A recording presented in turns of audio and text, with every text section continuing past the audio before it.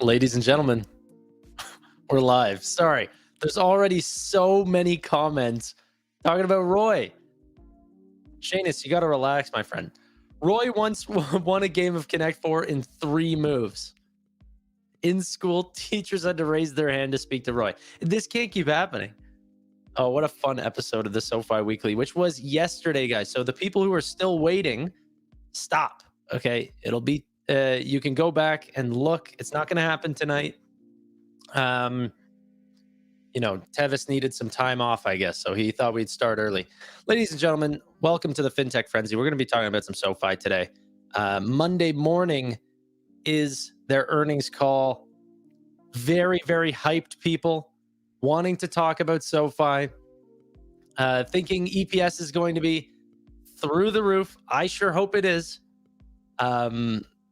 But obviously, we're going to talk about that. We're going to talk about a couple analyst reports. I got some other news, like Shopify is in the news.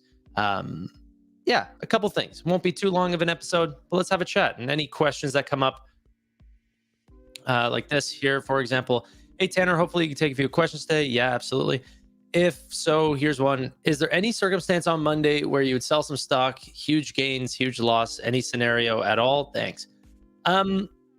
I don't think I would sell any stock. I don't think that there's even a potential that I could do that. Even if we post just unbelievable EPS, like 5 cents, 6 cents, and the freaking stock runs to $15, okay, then the stock deserves that because it's seen incredible EPS growth. And potentially, if they're continuing to guide forward, then the stock could just be a completely new beast after that. And that might deserve a repricing. Do I think that's going to happen? No. I think it's the same thing with the PayPal earnings call or the PayPal innovation call. If you guys go back to whenever myself and Roy were even talking in that call, in the 15 minutes that we started before it went live, I said, there's not much that you can do in payments. Someone said PayPal will come out with an EV vehicle or something along these lines. Like, yeah, that's what you'll need to do next to innovate on the payment space, is a nice payments vehicle, like a literal vehicle, because we pretty much have the payment space figured out for the most part. There will be small iterations and different things that make it faster, easier, fraud goes down, recognizing who's using what will go up, all this sort of stuff, make it very easy. But people were expecting the world and they didn't get it. I was pretty much in line with what I was expecting. And I think a little bit that this SoFi earnings might be similar. People are losing track of what the objective is here, right? I just saw another poll online. Amit did one, and then I saw another one online, not from Amit, I forget who it was, saying, will SoFi hit GAAP profitability in Q4? And 30% of people said no. 70% said yes. Okay. In that case, 3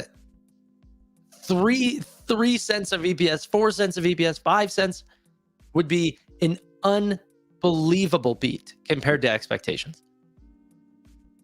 I think that just looking at the growth rates that SoFi has seen, that I am not expecting anything too crazy. And now I'm trying to see what they saw whenever they guided. Now, I'm not saying they're going to miss, because obviously they have such a great track record of not missing. But that also doesn't mean that because something has happened previously, that it's going to continue to happen into the future.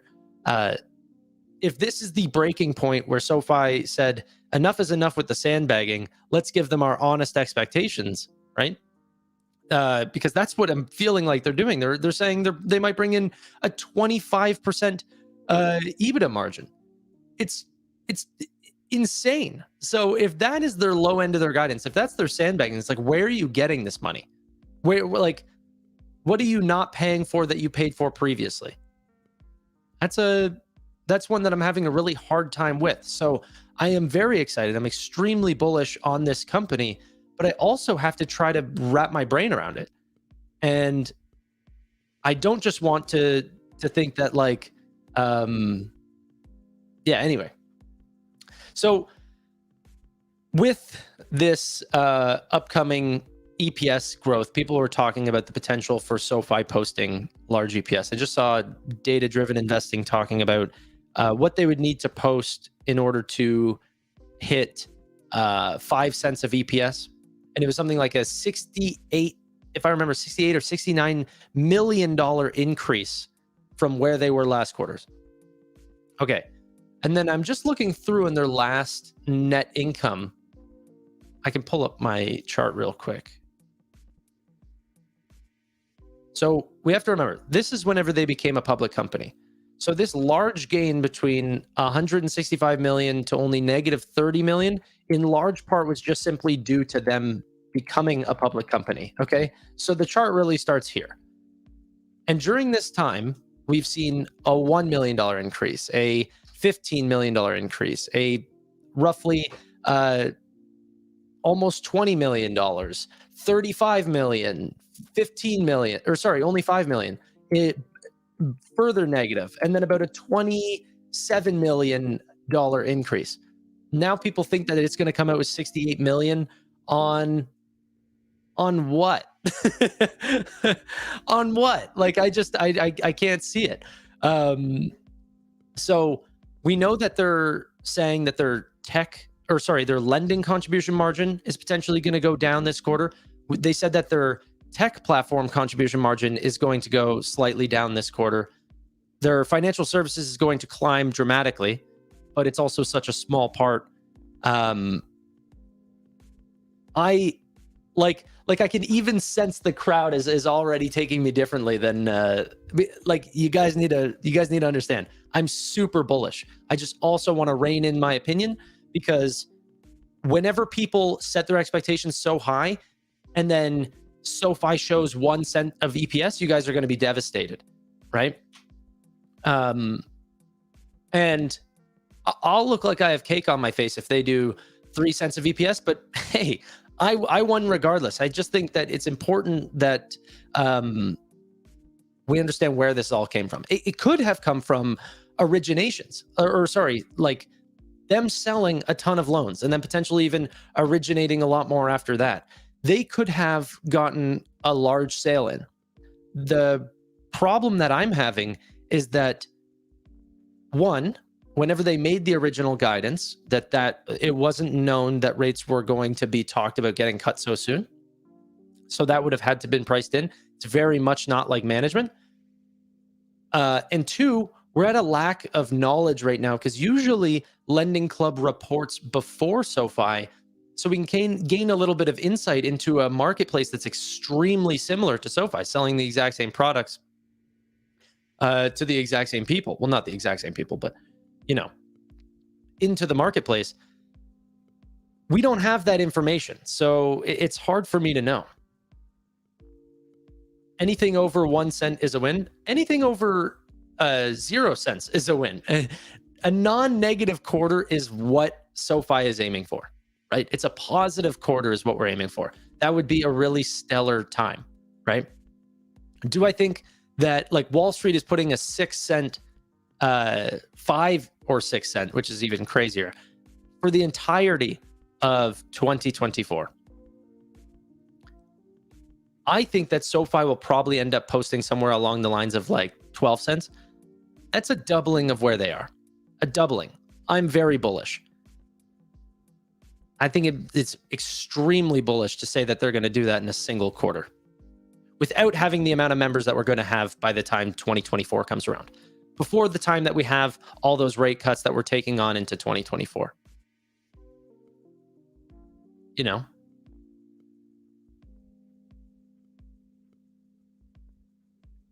And this has happened multiple times before. I've been on the lower end of member numbers before, and people were calling me a bull, and everyone's given a thumbs up to these people that were giving unbelievable member numbers, and then they posted all right member numbers, and then it's like, oh, okay, well, it's fine.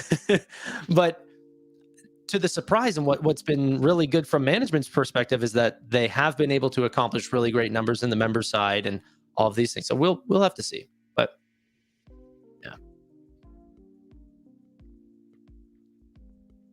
Did you say 12-cent quarter? Sorry, 12-cent for 2024, all of 2024. I think as time progresses, I think that estimate will get more and more accurate. But that's where it sits right now. I still think that they need to fund growth. I think that there's an acquisition in SoFi's future. I think that there's a ton of new members. I think that there's so much R&D spend because our platform is still not where it wants it to be. People say SoFi needs to fix up their invest platform. It can't compete with Robinhood. It can't do all these things. But also, let's get 5 cents of EPS. That's I hope. But yeah.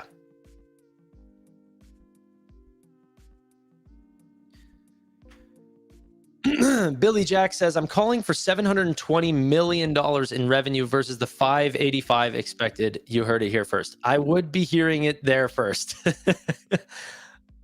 Like, all I have to say, Billy Jack, is like, from where? Where?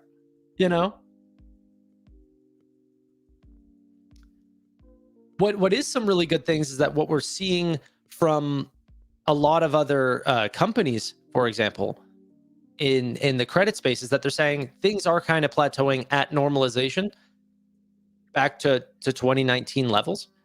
That is really great for 2024 if there is some sort of, like, if we know where defaults are going to have sort of reached. That's also in due with the idea that rates might not continue to raise, right? So if that's the case, then there might not be, added pressures or something like this for variable rates on different loans, stuff like this. So I don't know. I'm extremely, I have a path.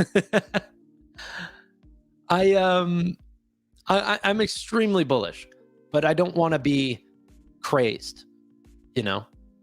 I'll never be crazed unless it's super bullish.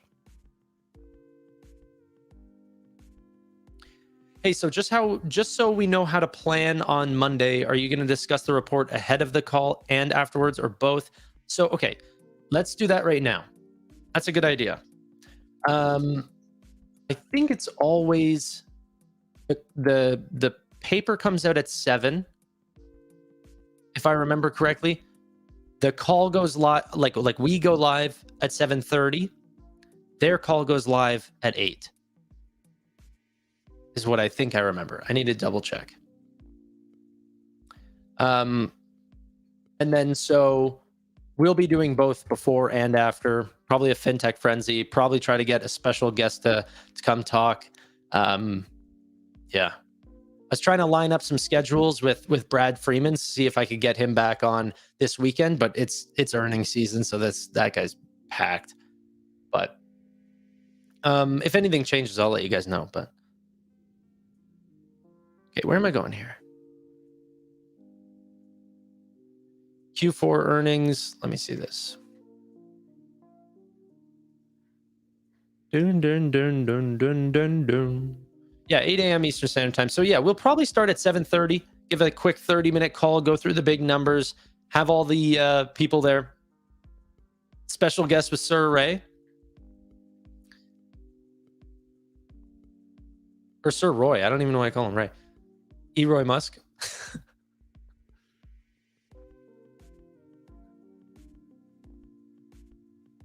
How much do you think it'll rise on Monday? I don't know.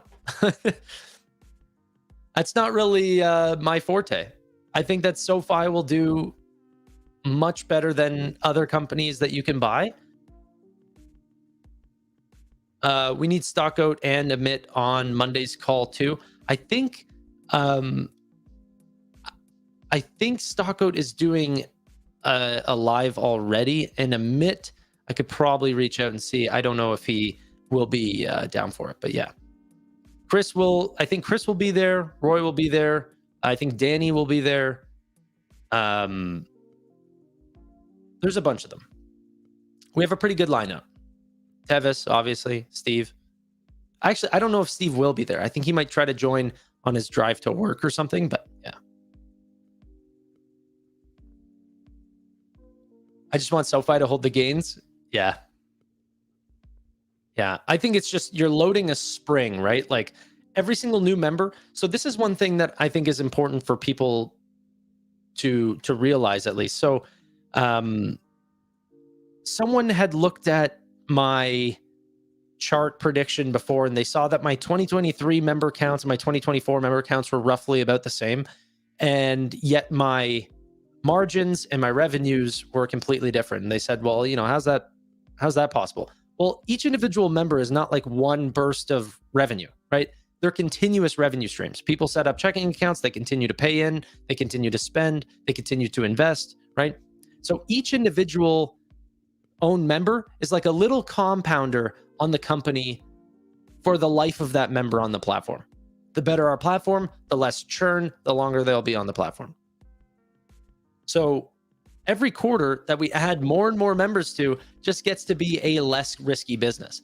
The one thing that pulls down financial companies, especially full service banks, is that no matter whether you're JP Morgan, SoFi Bank, or Silicon Valley Bank, you can always get yourself in trouble based on the scale of your company due to how much you've lent out, right? That's just the risk in banking. It's why companies that have risk hold much lower PE ratios, because companies that don't have a capital aspect to their business just simply won't have that, Facebook doesn't have to really worry about the same worries of a JP Morgan. Even though they're both reliant on their customer base, there's another aspect of defaults and macro that, those sort of companies don't have to worry about.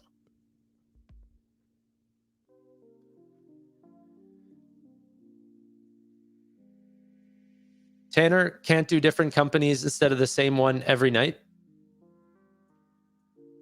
We're going to be doing every earnings call in the book. But if you tell me if there's a piece of news that's come out for another company that I've missed, because I track the news for every fintech company and there's nothing new from Affirm, Shift4, Shopify, PayPal.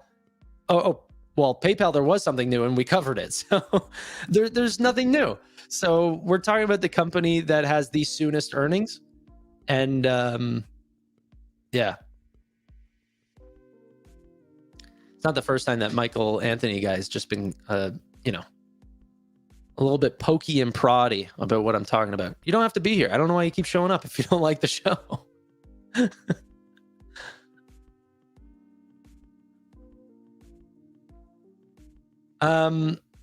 It's amazing that those management know SoFi. That's a win.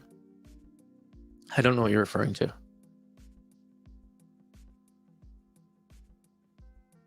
Here's what happens on Monday earnings. Beat stock goes up and then back down, then up until the next earnings, until the asymmetric trade is bullish.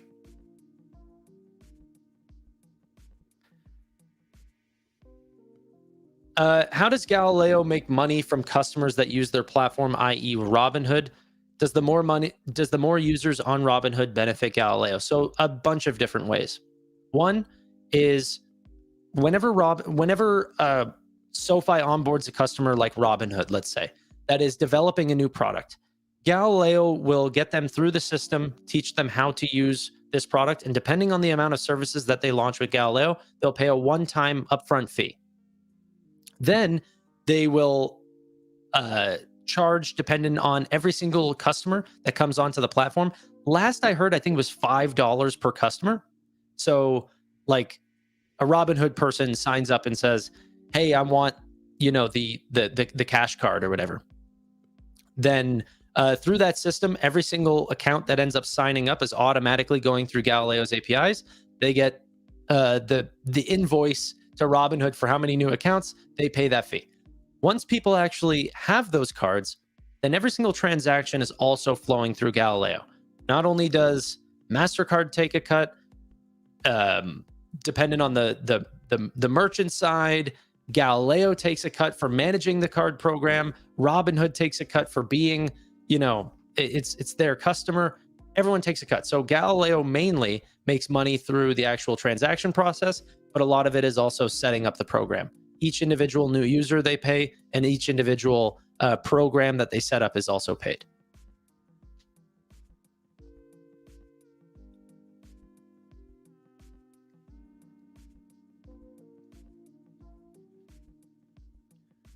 In your opinion, do we surpass expectations? I think EBITDA will probably be on the higher side of guidance. I don't know if we get like $400 million of EBITDA, but I don't think that we will miss.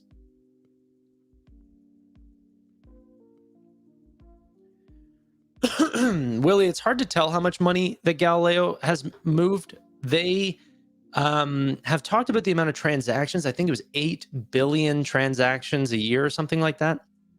Or maybe that was since they bought the company in 2020. But I think they referenced that in 2022. So it's obviously much higher. We need so much more transparency for that company. But I do go a little bit deeper into the company. In the course, I mean, how else do I say it?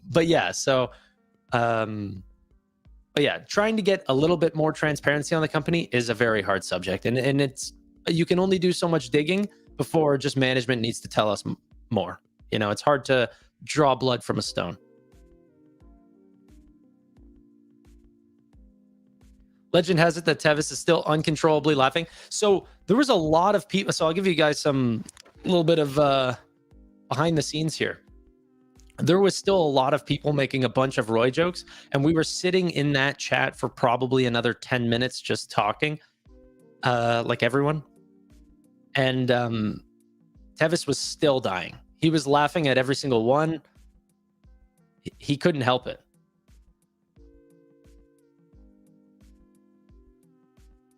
By the way, Tanner, just a personal question. What made you interested in working in the finance industry? I like numbers. I like money. Find myself to be an analytical person, and you know,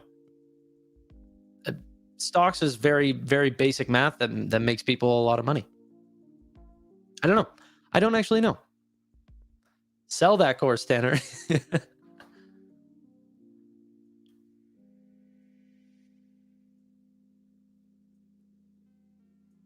The cash withdrawals and deposits is definitely an issue. SoFi has to partner with other banks that have branches and possibly to cover ATM fees for customers. A lot of ATM fees take cash to check deposits as well.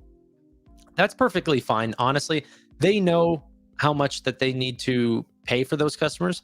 They need to put those services in place in order to retain a customer that might not be ready to get rid of cash just yet. So I don't actually think it's a big problem.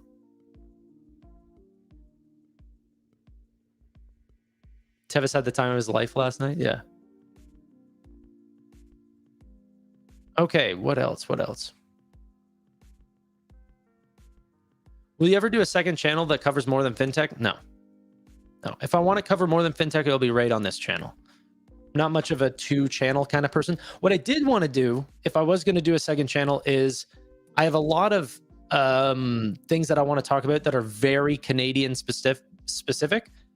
So I made some videos on here talking about TFSAs, RSPs, Neo Financial, which I spoke about recently. It was like my best performing video of all time on this channel in terms of revenue.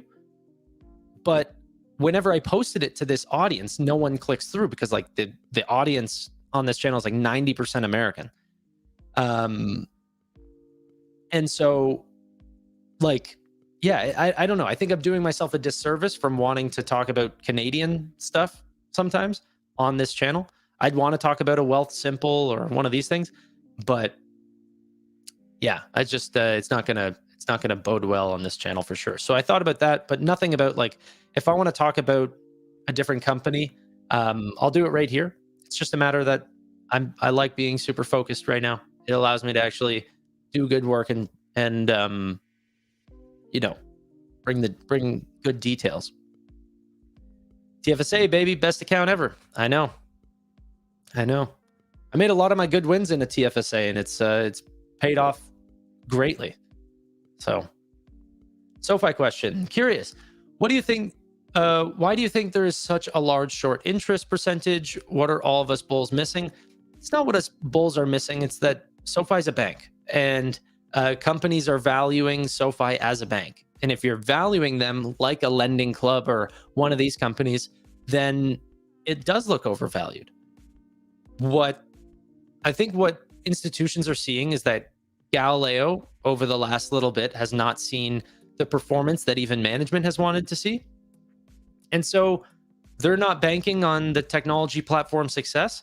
And they're also banking on the fact that if all of these other lending companies are having problems, that SoFi is going to run into those same problems. I think the different part is the execution. And that's been, even I have had, can you see that? Steven, I'm doing my FinTech Frenzy right now. What do you need right now? You're live. What are you doing? I'm live doing my show that I do every day. What do you think you're doing? You're not supposed to be talking about SoFi tonight. We talked about SoFi last night. Do you want to come on and talk about? I think you're cheating on Roy. Roy, I'm not cheating on Roy. Roy gets a lot of my attention. You are cheating on Roy. This is not fair. This is why we're striking. All right. Well, if you're going to start throwing up union claims, I'm going to hang up. Later. Bye, bud. I get 10 of those a day. No, I'm just kidding. So what was I saying though before that?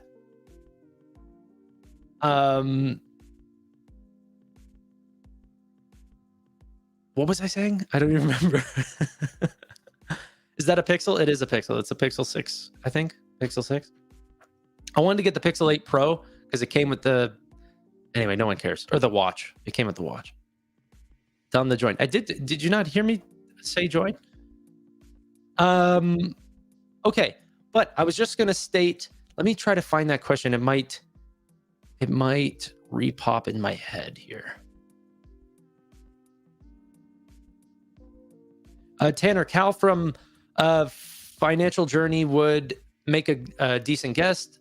I first heard of you when you made an appearance on his show to discuss SoFi about a year and a half ago. That's so funny. I did do a show with Cal, but not in a while because he, diverted away from SoFi.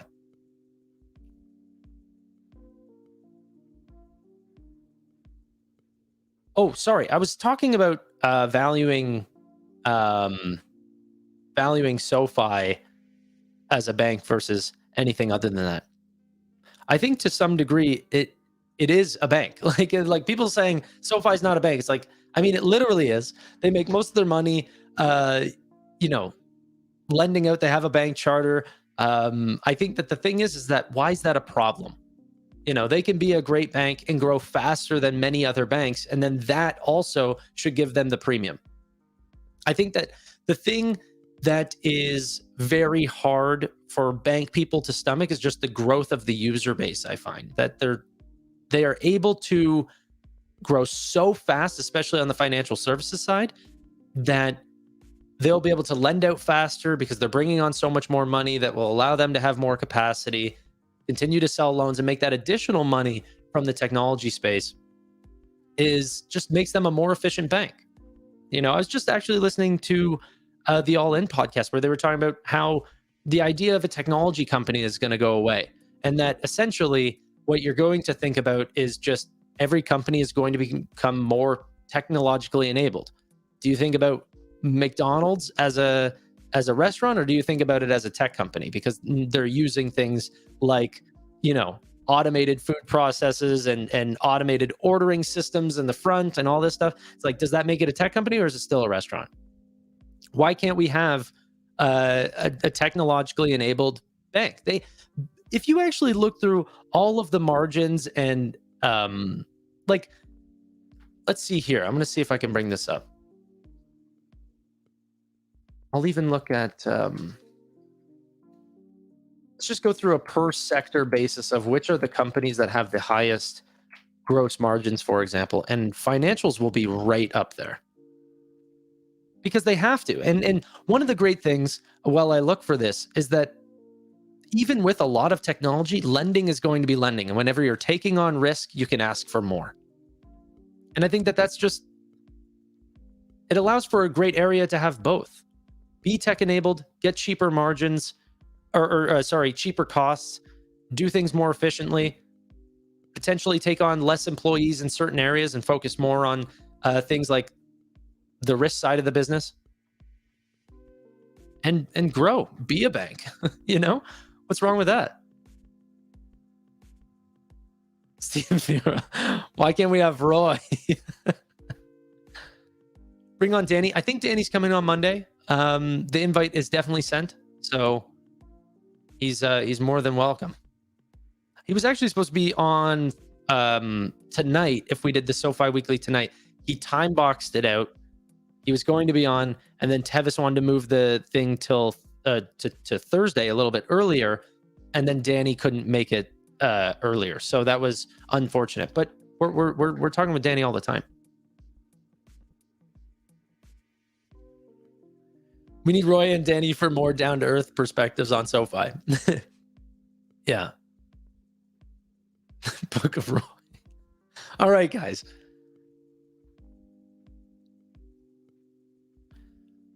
Let's see here. Any other little questions?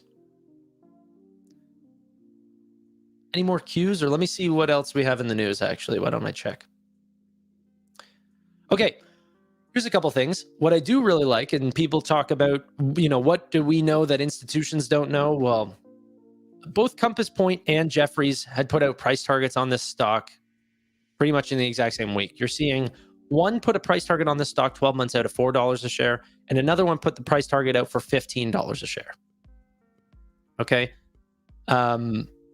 Baloney was the one that put it out for $4 a share, showing off a 47.5% downside. And then the complete opposite side of that is the Jefferies guy. I think is John Hecht.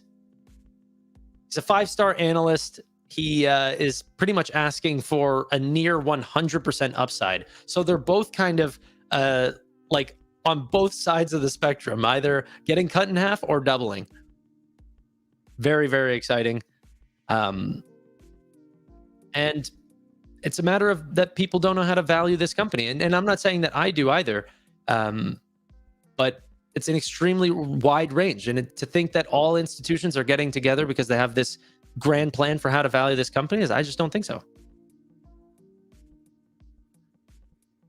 Yeah, so there's a bunch of different companies putting on different price targets that are a little bit more in the mid-range. If you actually look at the overall price target for every analyst, it's $9.33 over the next 12 months time frame. So yeah. Crossroads said sup. Is that actually Crossroads? Did you change your YouTube name?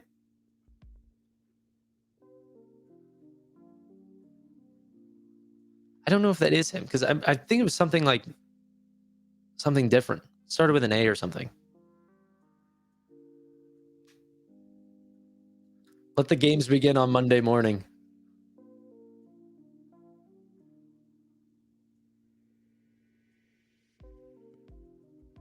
When will the Q4 bank report be released? So this is something that we don't know 100%. There were 2 quarters where they came out, one on Friday. However, from what I heard, let me just do a quick check to make sure that it's still the case. But from what I heard, it has not been released. And that's also probably the case because I don't have any notifications. Yeah, no report has been released just yet. Aside from that, we saw one come out on Saturday before, so it might come out tomorrow. And then after that, all of them after that came out after the actual earnings report.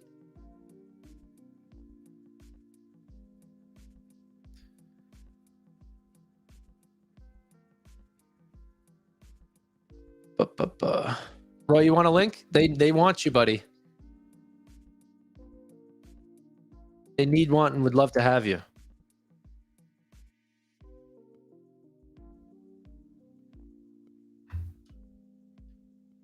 Damn, I missed the last 10 minutes. I did send a link. I sent it to all you guys. I even sent it to Steve. Steve can jump on if he wants.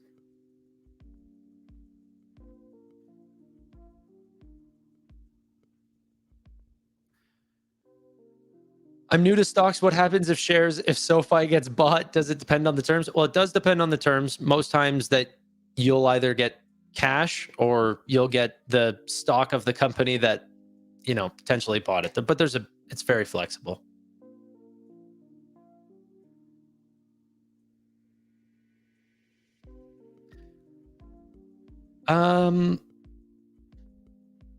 Believe in Hager. I think he's being very bullish. And I hope I hope that his prediction comes true before mine does. I just can't see that leg up. It's crazy.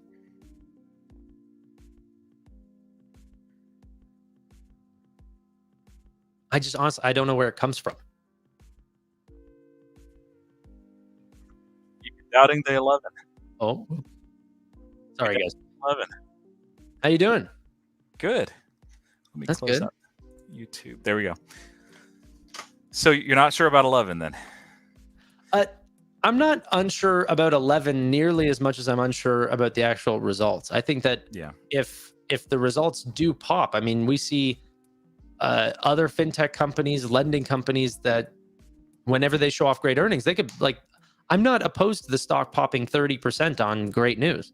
Yeah. Or even more. It definitely happens. Short-term stock price is it's irrational and it does what it wants. And I mean, we could see a 3-cent EPS posted and it goes to like 5 for some crazy reason. Somebody's like, oh, look, they grew by their user growth went down for quarter, just whatever, Yeah. So I'm fully prepared. Like, this is SoFi. It's been so volatile. Like this, I've been in since May, and I'd watched it before for like a year.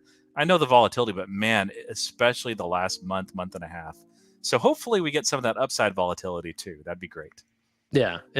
But it's long position, so it really doesn't matter for me. But the great thing is the only small short-term position I have is a small position for cash secured puts. Now, if people don't understand what cash secured puts are, don't do them. But the way it works is basically you set some money aside. You say, I am willing to buy SoFi at this price. If the price is higher than that, that's okay. You're fine. You just keep your money and your premium. If it's lower, then you get your shares. And I'm like, okay, I like money and I like SoFi, so that's a win-win. I don't mind. Yeah. Sorry, I'm even getting caught up in all these comments. I'll put the thing back, but I was trying to give the people what they want. More Roy all the time. I hope what happens. I just don't know if we get a $50 million increase from where we were before. So going from negative 20 million in GAAP EPS to $30+ million to get to a 3-cent EPS. Definitely possible.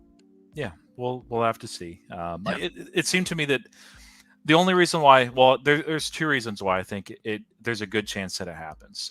One is it seems like the company had done everything prior to this quarter, including taking that impingement on goodwill from Technisys, and they've been, even after like the cost cutting, like it seems that they were very conscientious with making sure that they had that. I'm sorry, Roy. I'm not a ginger. I don't have red hair. Someone said it's the SoFi Ginger Club. I'm more like a dirty blonde. You do look ginger though, are you? Yeah. It was very bright red when I was younger, and it's getting darker as I go. But yeah, I got the red hair, so yeah. I think my color balance is just off. Means I guess I have no soul. But hey, SoFi to 11, so it doesn't matter, right, guys? But also we got ticketed in Q4. You remember that? Mm-hmm. SoFi took $1 million, 1 point something, 1.2 million. It was really small. I mean, like it would be really kind of funny if we have like a 2.8. But no, it's very, very small. Like it was at the time, I think we discussed it maybe on one of the weeklies or on Friday, but it's a nothing. It's a one-time hit. So I'm in Robinhood, that, like they had a 70 million slab. So they did 40 million in one. I may be slightly wrong, but I'm sure it was right there around 70 million. and they're paying off the second part of that in quarter four. So compared to what SoFi has, that's nothing. So, and it's not really uncommon for a company of any size at some point to have some sort of regulator fee or legal fee or settlement. Not even that they did anything wrong, but they're just like, you know what? They'll take $1 million to shut this down and shut this up. Okay, what's $1 million? Yeah. Which And I it would did like $1 seem million, like but like every customer that got fined was using Apex. I was going through, they're all Apex users. Robinhood, in fact, didn't get fined during that round, and they're not using Apex right now. And so I thought, you know what? Are these fees that should be like, I wonder if SoFi might have gotten reimbursed. You know, they take the hit and they say, we're not responsible for this. You told us to set it up this way. that could provide a positive surprise upward. So, Or if you don't pay but it, it's then small. we'll go shopping for a new partner. It's $1 million and change, so it's really small either way. I'm not. Fair enough. You know, it's a $2 million swing. I mean, that's not nothing. That could cause that upside, but it's honestly, as long as they post GAAP profitability, I'm pleased. And I have a hard time of seeing a scenario where they don't. Like at that point, just because the management has reiterated so many times, I would actually have concerns. A normal company, I'd be like, whatever. But I don't know how many times they reiterate. It is more than a dozen times throughout the year. They've set everything up for this, and if they miss on that, it'd be like, boy, we would see some downside price action. So Yeah. But I just don't see that scenario. You know, most realistically, if it goes down, it's going down on some very good numbers. And hey, that is a buying opportunity. Somebody had asked me today what my SoFi position was. It's 7% of my portfolio because it fell. And other stocks like PayPal actually went up, even though it's been volatile. So, you know, when that happens, it shrinks. I would like to bring it up to 10%, one way or the other. If we go down, I'm adding. If we go up, it's back up to that 10%, baby. There you go. There you go. Steve. Not on strike. Yeah, not on Well, strike. maybe he's not How you talking. doing? I don't know. Oh, he's keeping himself muted. Well, I mean, Tanner's over here double dipping. I mean, I don't know what is the meaning of this. And I Roy, didn't say I was gonna stop you making don't videos. have concerns. The markets are concerned about you. They should be. They should be. They should be, because whatever you touch turns to gold. I am such a minnow. It's not true, but yeah, last year treated me pretty well. So, and you too. You have a lot of the same stocks that I do. So, hopefully, we'll get the repeat of that 2024. It does seem like, and this is one of the other reasons why I was thinking, you know, we could have, if we have an upside surprise, you know, we could see the stock price really follow that. Is if you remember quarter three, when SoFi just posted, I mean, they always post good earnings, but that was just a beautiful quarter. The stock went down, and it was just, that was the way it was. No matter what you posted as a company, and there was very few exceptions, that was the mood the market was. Everything was a little bit exuberant. And so you posted earnings, you had like 10% beats across the board, you're just selling off. We're in a different environment right now where it seems like it's not going crazy when somebody posts a beat, but typically when a company does well and it beats guidance, beats expectations, it goes up. So I like that. Like, it's a rational, normal market. I don't like it when it's like greatness and then it falls, or you do terrible and the stock rises anyway. Those two things bug me. Yeah. But they happen. So if we just posted great earnings, it was just perfectly stagnant, you're not going to be happy. I mean, that's okay. Like, I don't. It's more if we see a 3-cent EPS beat and all the numbers look good and we fall to 550, I'll be happy because I'm loading up, but I'm also kind of mad because I'm like, what in the world? These guys deserve a higher stock price. We won't know to hit the $45 amount by midway 2026. What You know happens in how that awesome scenario? would be? Oh, That'd be good. No, like really bad guidance or something? Like, how does it get down that low on a 3-cent beat? I don't know. I have no idea. I mean, I think the way that the mood is in the market, it can't, honestly. If they beat that substantially, no matter what little thing that they nitpick on.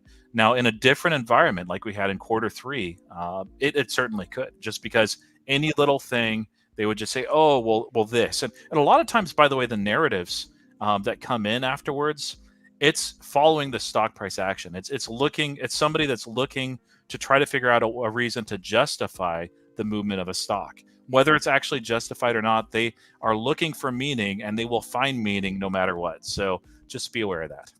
I mean, this is going to be a big week. You have all of big tech reporting Tuesday and Thursday, and you have the Fed meeting on Wednesday. This is a very big week. Stressful whenever it's all at one time, though. I honestly wish they just spread it out so much more, so I have content throughout the quarter instead of just this one rush of the next 3 weeks is just smashed. Okay, Captain Referral, it's gonna be okay. I'm Course Boy now. Course Boy, I can't keep up with your nicknames. You're gonna be like Apollo Creed, 10 different nicknames. Course Boy, yeah, I like Yeah. that. Did either of you guys see the Visa earnings? Any snippet of that? I saw a little bit of it, yeah. Before we get to that, there was a question that I'm going to answer. I did do something stupid, yes. What was not stupid, in my opinion, was I bought more shares. Why are you doing this? So I did buy more shares this morning again, and I purchased what's next Friday, the 5th. Let me look at a calendar so I say the right date. You guys are really pissing me off right now with this. The 2nd. So I guess February 2nd calls. What the fuck? February 2nd calls at a $10 strike price. So I paid $19 per contract. It's like a bunch of lotto tickets, whatever. See what happens. If the stock, this is something where if the stock pops on Monday in the morning, they're getting sold when the market opens. It is a straight freaking gamble. You can't hold on to those. They may even get sold regardless of what happens. They may not even get hold till noon. These are just going to get sold regardless. So either I'm going to lose money, but I'm not going to lose everything, or I'm going to make a little bit of change. And then whatever I make goes buy me more shares. Yeah. Hey, the conviction is high right now. I mean, earlier on in the show, I tried to get people to sort of maybe cool their expectations a little bit, that this is, I'm expecting great things, but I think that the SoFi Weekly last night was very exciting.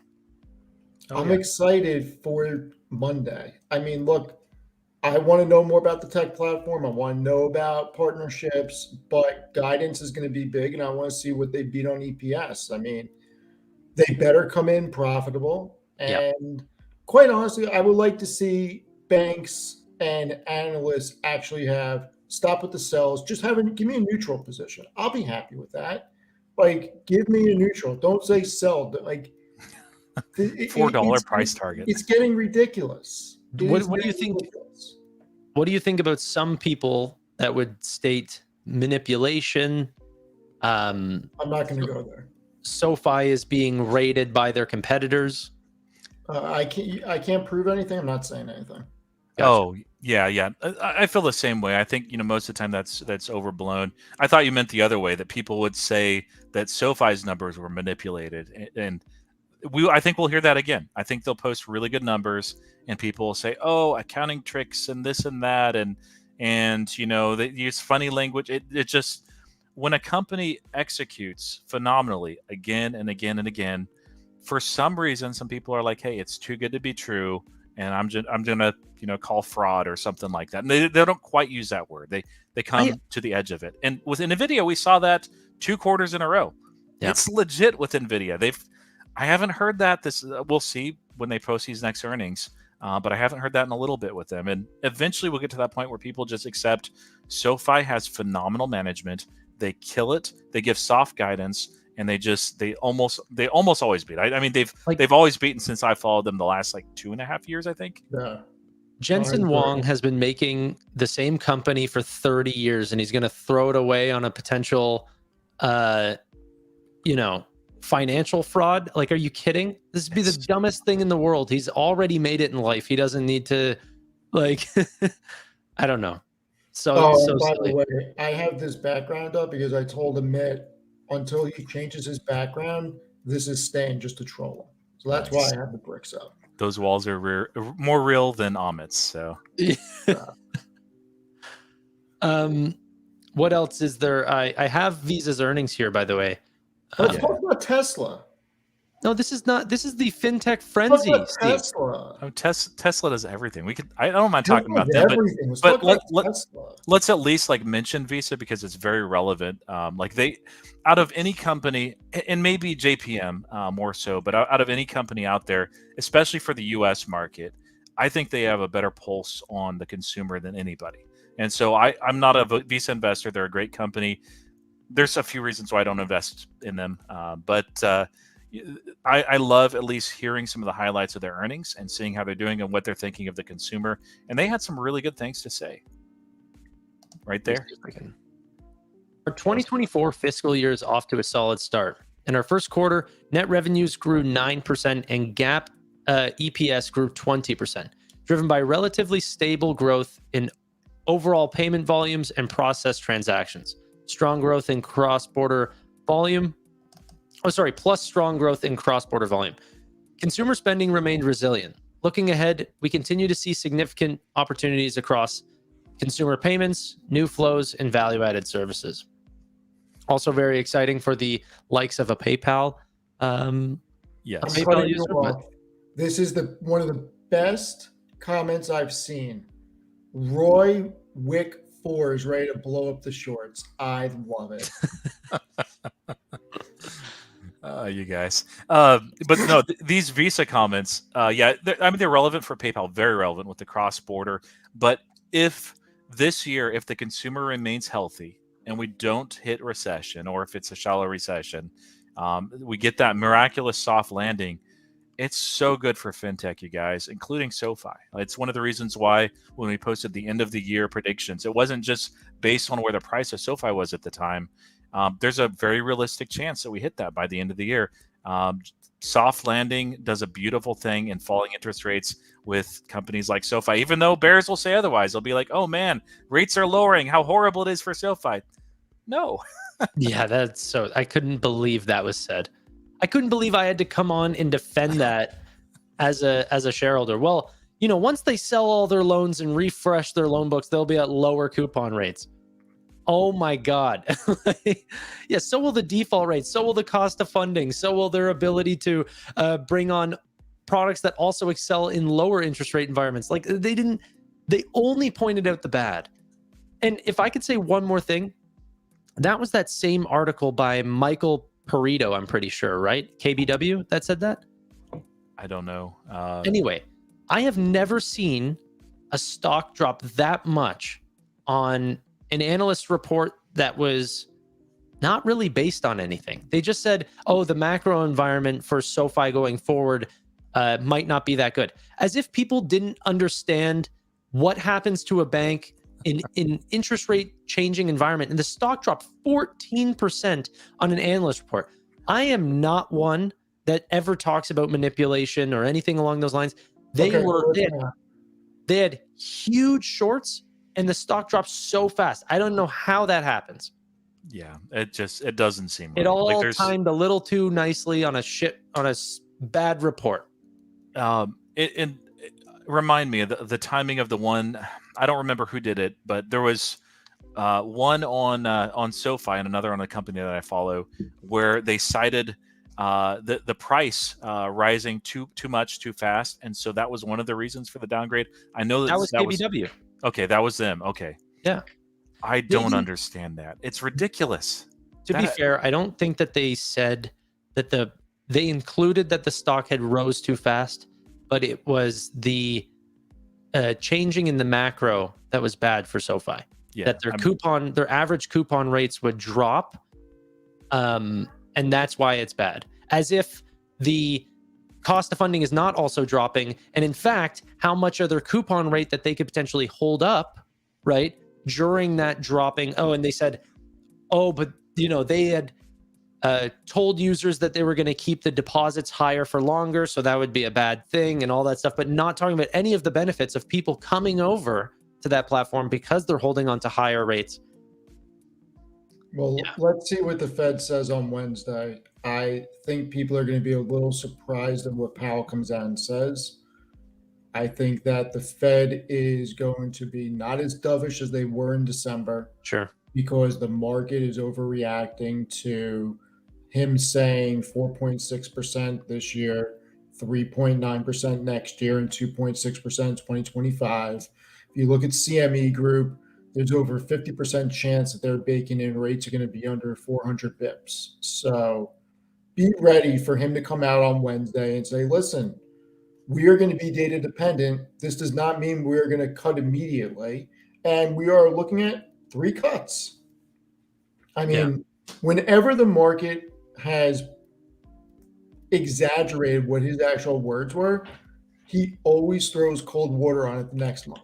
So don't be surprised if he comes out and does that, especially since the Fed meeting is sandwiched in between Microsoft and Google reporting on Tuesday, and then Amazon, Meta, and Apple reporting on Thursday.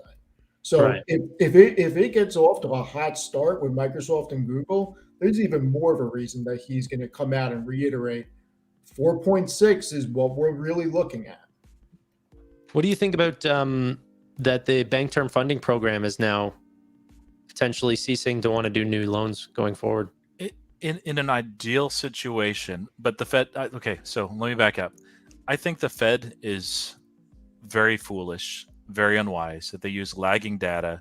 They say they're going to be data dependent, but they're really not. I mean, they're looking at, we have the ability to actually collect data in almost real time. You know, we don't have to use 6 months old housing data, which updates every, a portion of it updates every little bit. It's ridiculous in this day and age. I get it, in the 80s and the 90s, but not right now. And it seems like that they are cherry picking the data that they're picking. In an ideal world, they would say, okay, we're going to end that program. And at the same time, they will then begin to cut rates. That makes a lot of sense to me. Yeah. But this is the Federal Reserve that we're talking about. They don't do what makes sense. I think that they... Yeah. There's no reason we don't have real-time data for them to make decisions on. Looking at what happened 2 months ago, it means nothing in the world today. Everything else is moving at the speed of light. Information is at everybody's fingertips. There is no reason that you cannot build. You get a group of engineers. You can have that built in a week where everything is flowing in, have real-time data, and they can see everything. It is archaic. That should be one of the first priorities of the government. And that just shows you how inefficient things are, that we're using trailing data that's lagging to make economic decisions. And every month that they keep rates where they are, the interest we are paying on the national debt is extraordinary. It is a sin, and they are doing the absolute wrong thing here. And I know at some point they're going to end up having to cut anyway. I mean, even though they're technically independent, they're not a federal branch of the government, despite the name. There is pressure on them, and I don't think anybody, whether it's Trump or whether it's Biden, wants to keep these rates up for long. Like it's hurting people. Even the guy, I had to look up his name, Campbell Harvey. I listened to one of his interviews here.